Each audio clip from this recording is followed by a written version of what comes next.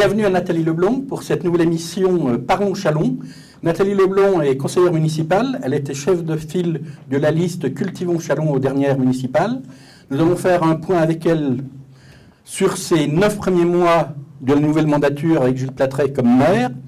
Et nous évoquerons à second temps la vie politique nationale, puisque Madame Leblond est également, outre ses fonctions de conseillère régionale, secrétaire de la section socialiste chalonnaise. Madame Leblond, bienvenue. Merci, Daniel Deriot. 9 mois déjà sont écoulés depuis la nouvelle élection de Gilles Platret à la ville de Châlons, en qualité de maire. 9 mois, 4 séances de conseil municipal. Quel est le regard par rapport à la vie démocratique? Quel est le regard sur les sujets principaux? Nous évoquerons notamment l'un des sujets clivants qui demeure à vos yeux, je crois, l'un des principaux, mais ce n'est pas le seul, notamment de la place de Beaune. Par rapport à la vie, à l'installation du conseil municipal, qui s'est faite dans des conditions un peu particulières, puisqu'il y a la crise sanitaire, quel est votre regard, Madame Leblond, par rapport à ces premiers mois? Effectivement, la situation est particulière et c'est là-dessus qu'il faut commencer. C'est vrai que le conseil municipal s'est installé après les semaines de confinement. Pour autant, le regard que je porte, c'est qu'il n'aurait pas dû y avoir d'arrêt démocratique. L'ancienne équipe municipale était toujours élue, tout comme l'ancienne équipe du conseil communautaire, avec nos 2 autres élus de Cultivons Châlons, Sébastien Lagoutte et Francine Chopard. Dès le début du confinement, nous avons écrit à Gilles Platret, qui était encore maire, pas le nouveau, mais encore maire, et pour nous inquiéter des mesures qu'il comptait prendre pendant cette crise majeure que nos concitoyens traversaient, tant du point de vue économique que social. Nous lui avons écrit plusieurs fois et nous n'avons pas eu de réponse à nos demandes. Et pour certaines, nous les voyons arriver extrêmement tardivement. Je pense qu'il y a eu beaucoup de retard pris dès ce moment-là. Vous comptez notamment sur quels sujets sur lesquels il aurait pu prendre des décisions plus rapides? Eh bien, déjà sur la prise en charge des personnes en difficulté, en précarité, prendre des mesures, ne serait-ce que sur la gratuité de la cantine, par exemple. Pour rompre l'isolement, on aurait pu imaginer un service de portage de livres. La bibliothèque était fermée, par exemple. Hein, ce sont des exemples que je cite. Moi, je militais avec le Grand Châlons dès le départ pour une plateforme locale pour que les commerçants ou les producteurs qui étaient en capacité de livrer eh bien, puissent se mettre sur cette plateforme, c'est-à-dire pour informer les Châlonnais. Il y avait des choses qu'on aurait pu prendre dès ce premier confinement qui n'ont pas été prises et j'ai trouvé que messieurs Martin et Platret étaient très absents pendant le premier confinement. Alors, parmi les dossiers, le dossier de la place de Gaulle, vous avez été débouté au tribunal administratif de Lyon. Néanmoins, les riverains ainsi que les membres du collectif sont toujours actifs et vont rebondir sous une forme ou sous une autre dans les mois à venir. Je pense que ce n'est pas trahir un secret. Quel est votre regard par rapport à ce dossier qui, pour l'instant, est dans les starting blocks, si je puis dire? Mon regard n'a pas changé, il s'est en tout cas renforcé. Si nous nous opposons à ce sujet depuis le départ, je rappelle que c'est pour plusieurs raisons, mais que la première essentielle, c'est quand même qu'il est interdit de construire maintenant un établissement recevant du public sur cette place à cause du risque inondation. Ça n'est pas un projet qui peut redynamiser durablement le centre-ville, puisqu'une équipe municipale doit travailler durablement pour sa ville. Et puis surtout, ça va dégrader profondément le cœur de ville. Il faut à tout prix qu'on mette des îlots de fraîcheur dans les centres-villes, et là, on nous met du béton. Moi, je trouve ça extrêmement grave. Outre le fait que les habitudes d'achat de nos concitoyens changent et ont beaucoup changé avec le confinement. Il y a des entreprises comme les marques qui sont citées qui sont en difficulté et il vaudrait mieux que l'on pense comment globalement on redynamise le centre-ville de Châlons. Ça ne passe pas que par le commerce, je l'ai déjà dit. Comment donc on redynamise ce centre-ville et que l'on abandonne, vraiment qu'on abandonne cette verrue qu'on veut nous construire en cœur de ville. Sur les autres projets du Grand Châlons, certains font clivage. Est-ce que vous pouvez nous en dire quelques mots depuis l'installation du conseil communautaire? Qu'est-ce que vous voyez comme clivant, M. Deriot? Je pense notamment à la politique des transports. La politique des transports, y en a-t-il une à Chalon-sur-Saône? Il n'y a pas de politique de transport à Chalon-sur-Saône. Il y a quelques actions qui sont menées de ci, de là, quelques pistes cyclables qui sont ouvertes, rénovées. Moi, ce que je vois, c'est qu'il y a moins de bus qui circulent, les horaires qui ont été réduits, que les embouteillages sont de plus en plus fréquents. Et je ne parle pas du tout de la fermeture du pont de Bourgogne, qui les a aggravés, mais maintenant qu'on voit qu'il est rouvert, certes, ça va un petit peu mieux, mais il y a toujours des difficultés. Il n'y a pas de politique de transport clair et net dans le Grand Chalon. Côté transport, la gratuité quand même sur les quais a été effectuée par le conseil communautaire. Enfin, entre la piscine et le centre Californie. La gratuité de la navette? La navette, oui. Alors, la navette, c'est une demande du groupe Convergence, en fait, lors de l'ancien conseil communautaire, quand on nous a présenté la délégation de services publics, qui finalement apportait moins de services. Et nous étions intervenus pour dire mais qu'il manquait véritablement une ligne structurante sur les quais de Saône. Quand je parle de ligne structurante, c'est une ligne Saint-Rémy-Crissé. Là, bon, on a fait un petit truc qui nous fait partir de Californie, effectivement, au centre nautique, qui finalement ne dessert rien. Puisque qu'est-ce qu'il faut qu'on arrive à avoir, c'est qu'on arrive à amener les gens au plus proche du centre-ville et qu'ensuite la navette desserve des points structurants. Je pense, moi, essentiellement à la gare ou au centre-ville. Or, le parking payant de la gare et la zone bleue a fait qu'on a éloigné de plus en plus les usagers de cette gare. Qu'on fasse la zone bleue parce qu'il était difficile de se garer dans le secteur Saint-Côme, pourquoi pas, mais il faut y apporter une réponse complémentaire. Or, cette réponse, nous l'attendons encore. La réponse complémentaire, ce sont des parkings relais avec une navette, des navettes qui partent tôt, qui sont gratuites, et ce sont davantage de bus aussi qui amènent à la gare. Donc, on est resté sur du partiel, mais on est loin d'avoir répondu à la problématique dans sa globalité. Dans les travaux actuellement entrepris sur les quais, puisque la mairie et le Grand Chalon ont décidé de transférer l'appontement des gros bateaux à partir de l'été prochain, du printemps prochain. Oui, ils devaient le faire, oui, c'était une obligation, de toute façon, oui. D'accord. Qu'est-ce que votre regard là-dessus? Mais mon regard, c'est qu'il faut de toute façon permettre, c'est en lien avec VNF, hein, de toute façon, là, la ville n'a pas choisi seule. Mon regard surtout, c'est que c'est un aménagement complètement raté. Un aménagement complètement raté, puisqu'il aurait dû, je me suis déjà exprimée aussi là-dessus, hein, ça aurait dû être un aménagement global qui parte de Saint-Rémy et qui aille jusqu'au centre nautique, qui prenne en charge tous les déplacements, toutes les mobilités. Or, ça n'est pas le cas, puisque les vélos sont au milieu de la circulation ou au milieu des piétons.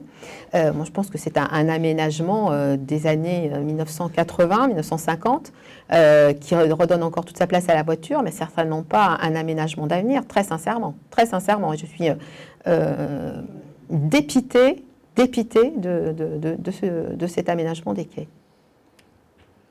On va aborder maintenant les questions un peu plus nationales, puisque vous êtes secrétaire national du parti...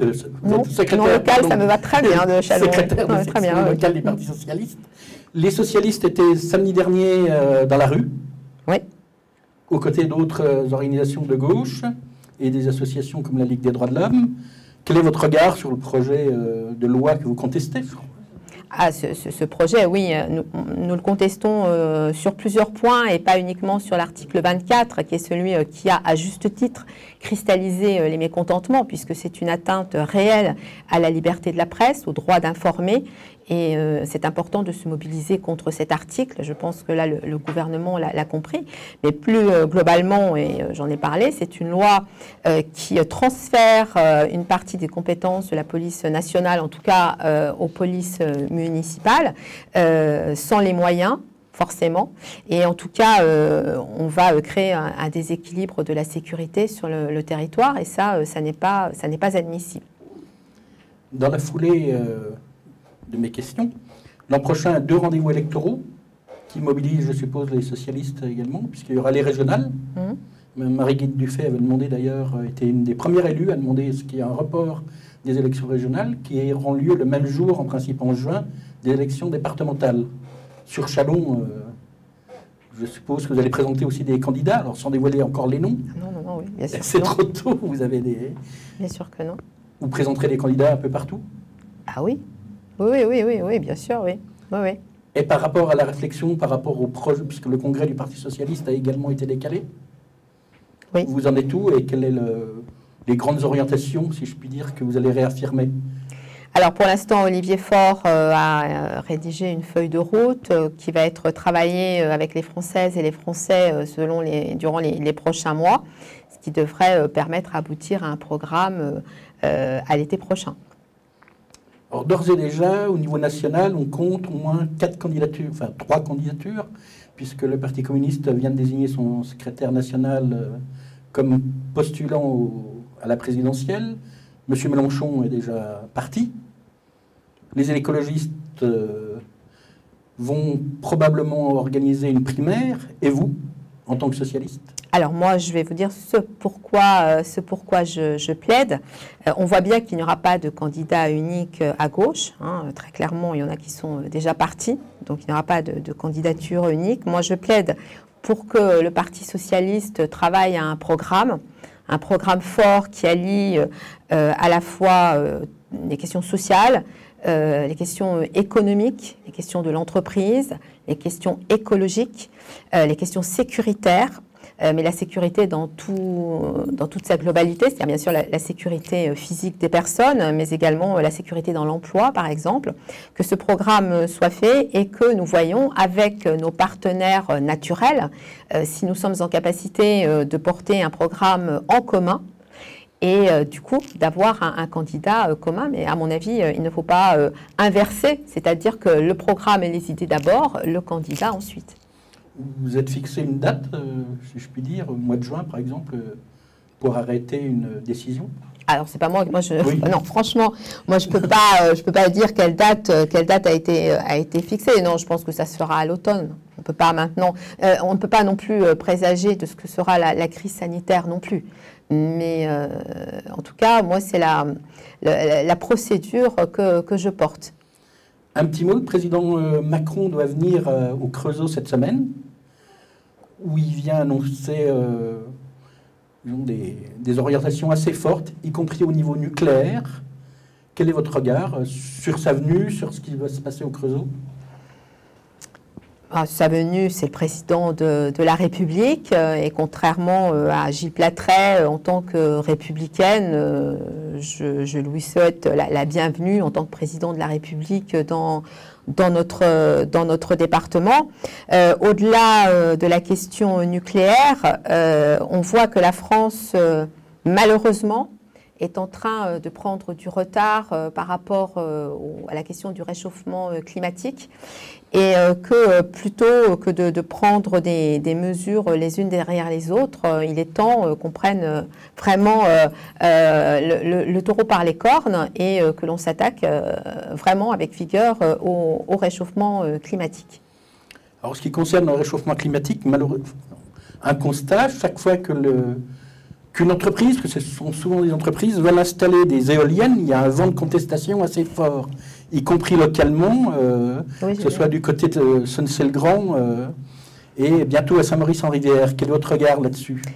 Mon regard là-dessus, je pense qu'il faut travailler aussi à d'autres types d'énergies alternatives que les éoliennes. Il y a certains endroits dans lesquels les éoliennes sont une véritable nuisance, d'autres endroits, au contraire, où elles ne le sont absolument pas. Et il me semble que c'est avec la population, avec les habitants, qu'il faut travailler pour voir dans quels endroits l'implantation d'éoliennes ne posera pas de problème. C'est vrai que quand c'est trop près des habitations, ça peut apporter des nuisances. Donc il faut le travailler avec les collectivités, avec les habitants, pour que effectivement il n'y ait pas ni cette nuisance visuelle, même si moi je ne trouve pas que ce soit une nuisance visuelle, mais en tout cas cette nuisance parfois d'un petit peu de bruit et puis d'ombre qui passe, ça par contre pour moi oui ce sont des nuisances. Donc il faut vraiment travailler avec la population à ce type d'énergie, et puis il faut continuer à chercher d'autres énergies renouvelables. Il faut travailler sur les déplacements par exemple, il faut amener à ce que nos concitoyens prennent conscience d'être plus économes dans leurs dépenses énergétiques, quelles qu'elles soient, à la maison, en dehors. Voilà, c'est un tout, hein, c'est lié à la consommation. On ne peut pas focaliser la lutte contre le réchauffement climatique sur les éoliennes. Une dernière question. Vous êtes conseillère régionale, l'un de vos collègues, qui n'est autre que le maire de Châlons, est également candidat déclaré au conseil régional. Alors, je ne vous demanderai pas si Mme Marguerite Dufay n'a encore pas pris sa décision. Quel est votre regard sur la candidature de Gilles Plattret? Alors, c'est une candidature qui n'est pas étonnante, puisqu'elle est vraiment dans une ambition personnelle. Donc, c'est l'ambition personnelle de Gilles Plattret après la ville de Châlons. Ce sont pour l'instant les régionales. On verra les législatives, hein, ce qu'il fait. On l'a bien vu. Il est dans un parcours personnel. Moi, je pense que Châlons va mal. Châlons va mal. C'est dû, bien sûr, à la crise sanitaire, mais pas que. Les politiques qui sont menées depuis 6 ans continuent de détruire notre cohésion sociale. Il y a des quartiers entiers qui sont laissés en déshérence. Il y a des pans de politiques publiques qui ont été laissés en déshérence. Et on voit bien maintenant que la politique qui est menée par Gilles Plattret n'est pas la bonne politique. C'est-à-dire que la ville continue à s'appauvrir, qu'il y a des quartiers dans lesquels on est plus en sécurité à Châlons et que c'est là-dessus qu'il faut agir en priorité. Madame Leblanc, nous vous remercions de votre présence et de cette interview. Merci à vous. Merci à vous.